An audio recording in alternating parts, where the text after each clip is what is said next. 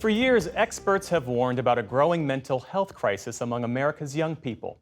But within that trend, there are important signals about racial disparities. Between the years 2018 and 2022, the suicide rate among black youth rose by more than 50%, for the first time surpassing white youth, who saw a 17% decline. Special correspondent Fred DeSam Lazaro has this story from Chicago, the first of two reports. It's part of our Race Matters coverage. And a warning, this story discusses topics of suicide that may be difficult for some viewers. He had a personality that was so contagious. He was so in love with being a good person. From an early age, Jamal Clay wanted to be helpful. Some of my fondest memories of Jamal is remember him waking me up early in the morning so we can get to school a little bit before the kids so that he could take the chairs off the desk and help the teachers, prepare for school. He looked everyone in the eye and gave them his undivided attention. As time went on, however, Rafia Maxey Cole noticed changes in her son. He drew into himself, grew quieter, spent more time alone. Maxey Cole knew Clay was teased at school over his body type. At one point, he tried to take his own life and was rushed to the hospital. A social worker, mother, traumatized, figuring out which role I have. Well, my 12-year-old is in an isolation unit. Clay was ultimately released from the hospital, but in the years that followed, his struggles widened. Many of the struggles that my son dealt with was, of course, being a product of a single parent and not having the closest relationship with his father, trying to be the man of the house because there was no male, and not knowing how that goes. I remember him telling me, I learned how to tie my tie, Ma, by going on YouTube, and that broke my heart.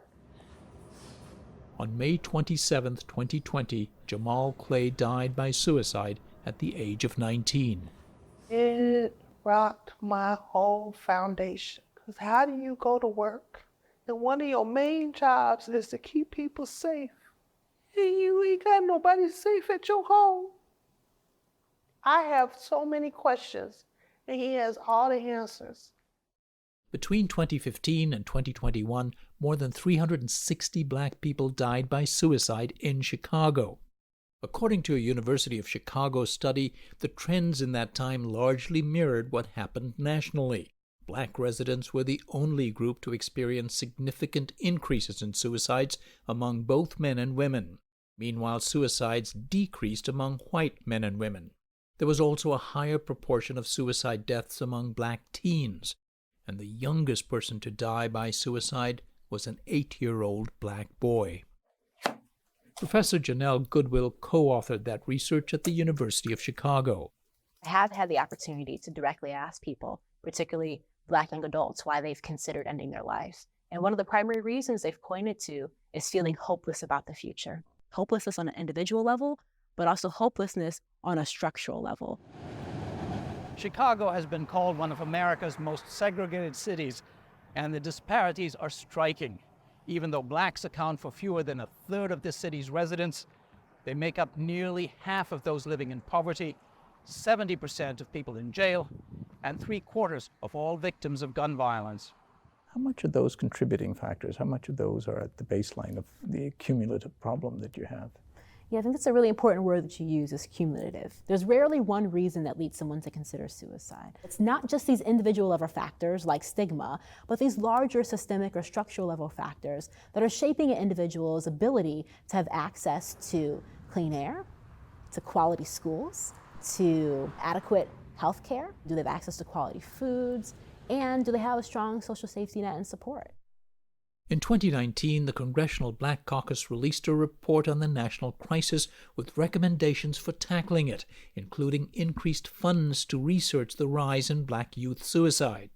The National Institute of Mental Health has since granted millions of dollars for the effort. As a black person, as a youth, you must have these blinders on, just like a horse in a race. because you can't look left and right. You just have to keep forward. It's our duty!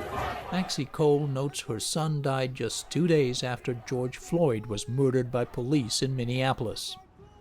She says living in a society rife with systemic and structural racism is like having a headache that never goes away. And she says a stereotype of endless resilience within the black community can be taxing. I'm so sick and tired of being black and gotta be strong. Be black and be a strong woman. You can survive. I'm tired. Everything in this house represents struggle. It represents somebody who came from up and under. And I get that. I lean on that. But sometimes you get mad because it feels unfair. It's like my child is dead, but I still gotta be strong, you know? I will never see my son do those things. After her son's death, Maxie Cole created an organization, Soul Survivors of Chicago. She advocates for suicide prevention and mental health awareness, hoping to tackle what she sees as enduring stigma in the community. Sure.